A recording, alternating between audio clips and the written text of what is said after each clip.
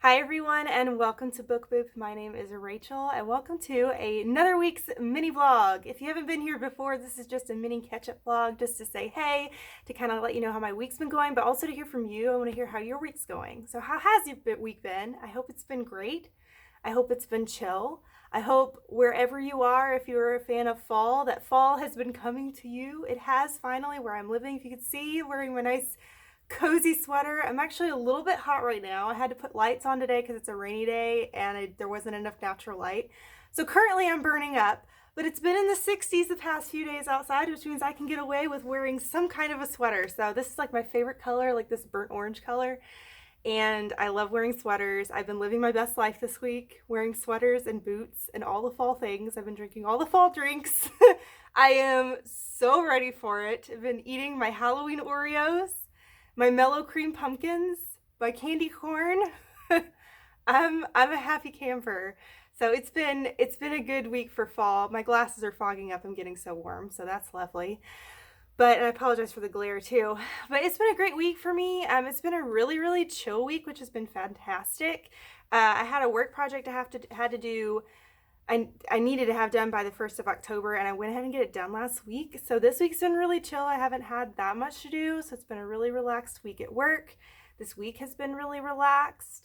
It's been very fallish, so I've been in a very good mood this week, which has been fantastic. There's a lot of fun things to look forward to watch. My husband and I are going to watch the very first episode of the new season of British Bake Off tonight. I'm so excited. We both love that show and we live for it.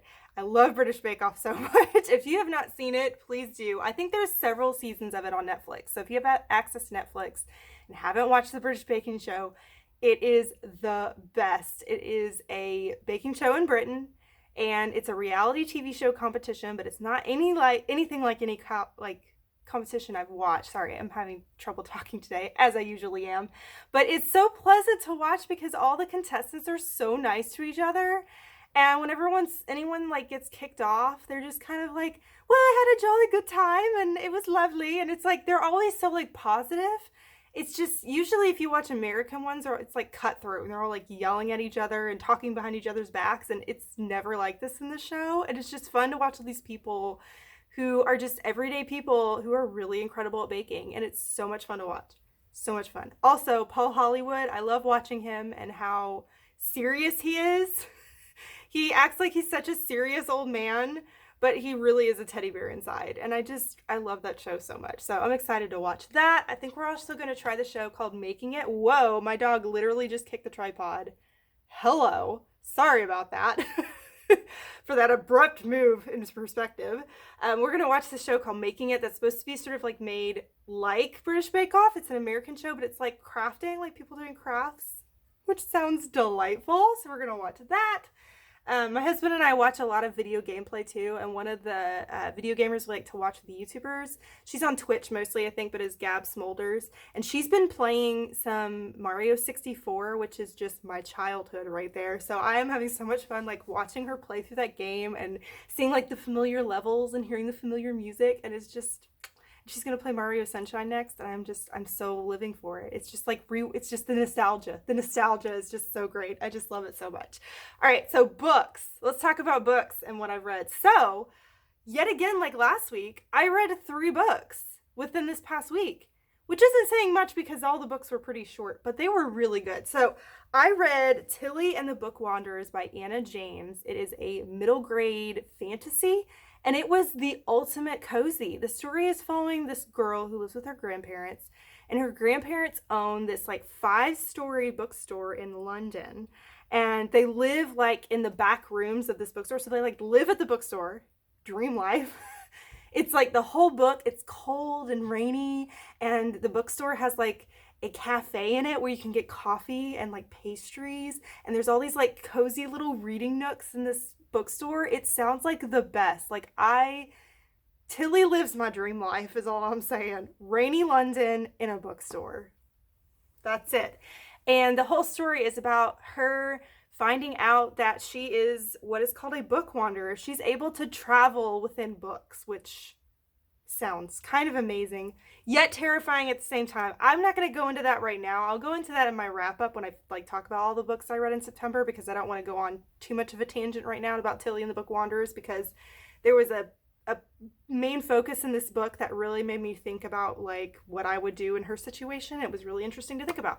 But anyways, it was so cozy and so sweet. I really want to add that one to my like physical library, because I had it on my Kindle. It is so adorable. I freaking loved it. It was so cute. So highly recommend. So adorable. I'm going to read the second one hopefully in a few months. I'm going to be focusing on all the creepy books for the next few months, because, you know, fall, you got to read creepy books in the fall. After that, I read, speaking of creepy books, I read The Swallow by Charis, Cotter, and I had never heard this one. This is one I like picked up on a whim at Book Outlet, and I'm so glad I did. You guys, it was so good. I love me some middle grade ghost stories, and that's what this is. We're following this girl who is feeling very lonely in her family. She lives in a very big family, and she feels like that just no one pays attention to her. She doesn't really have any friends, and she's the kind of person like she wants to be in a corner by herself with a book, which sounds like me. And then she meets her next door neighbor, who is this very strange girl. She's just very kind of like moody and very just, I don't know, she's just very introverted to the point where she just doesn't really talk much.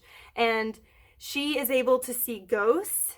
And this girl, Polly, yeah, her name's Polly, she's obsessed with the idea of seeing ghosts. She loves reading ghost stories. So they end up becoming friends. They end up trying to help a ghost who's kind of like this malevolent spirit, but who's like trapped here. Anyways, it's fantastic. It is so well written.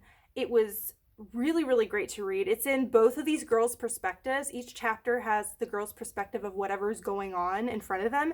And it was so fun to read. There were great twists and turns in this book that I didn't see coming. I really loved this.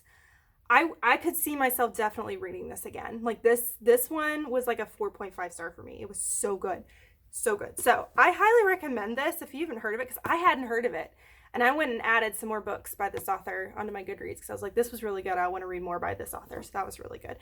Then this morning, I just finished on my Kindle The Puppets Payback and Other Chilling Tales by Mary Downing Hahn. If you happen to know me at all, I'm a huge Mary Downing Hahn fan. Right here, this is all my Mary Downing Hahn books. That's not even all the ones that are published by her. She has so many books, but she mainly writes middle grade ghost stories, which is my childhood. She is what got me into, her books is what got me into the type of books I love to read today, and part of the reason why I love reading so much. So she comes out with a new book pretty much every year, and this year was a little bit different because it's a collection of like short, scary stories. Which sounded like so much fun. And I finished it this morning. It's a very quick read. It's less than 200 pages, so it's super fast.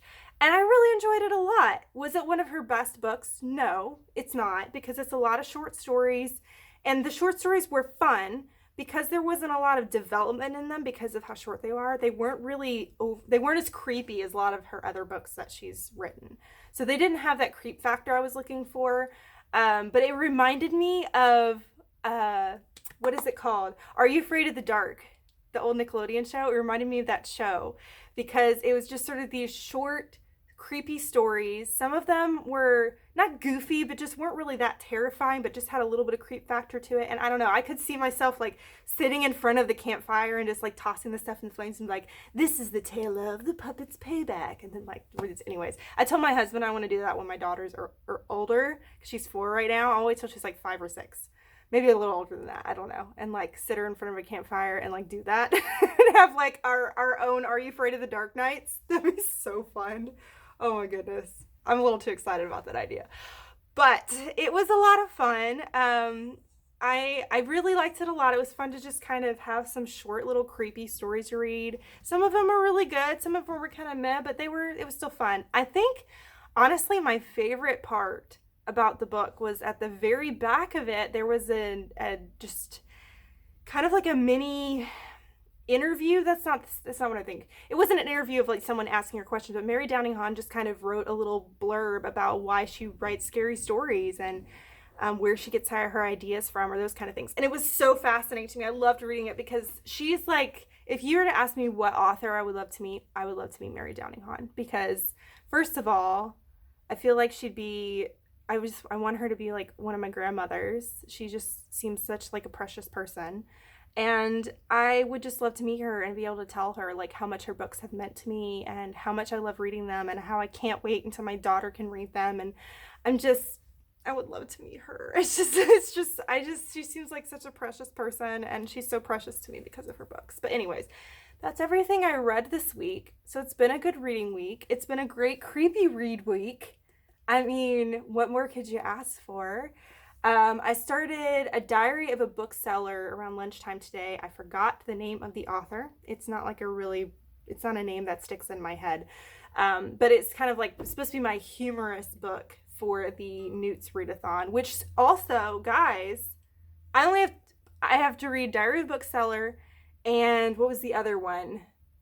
Something of the Bayou, a middle grade book. I just have to read those two and I'm done with both of the readathons I'm in. I will have read 10 books this month, which I'm pretty sure I think I can do it, and I'm really excited about it. So, and I've been assembling my TBRs for the rest of the year. I'm really excited what I'm going to read in October, all the spookiness. I can't wait to share with you guys what I'm going to read. Also, I put together a list of scary books that I've read kind of within the past year. And I'm going to make a video for that and just give you some fall recommendations. There's a lot of middle grade and YA in there. I think I've got one adult in there, but just lots of creepy books if you're looking for some more book suggestions for October/November if you're still in that creepo mood. But yeah, I'm just inhaling all the fall and the autumn vibes and the scary vibes, and I'm for it, and I can't wait until I can put up my Halloween decorations and watch all the Halloween movies, and I'm living my best life. So anyways, I hope you all are great. Let me know down below how you're doing. How's your reading been going?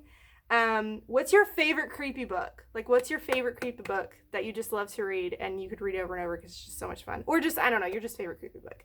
Let me know down below. Give me all the suggestions and the recommendations because I'm always adding more creepy books to my TBR. That's the majority of all the books that I want to read that are on Goodreads. They're almost all spooky books. So I never keep my spooky reads just to the fall season because otherwise I would not read most of the things that I have in my TBR. Okay, I'm going to stop blathering now. I've been talking for too long. But thank you all so much for being here, and I will talk with you all very soon. Bye.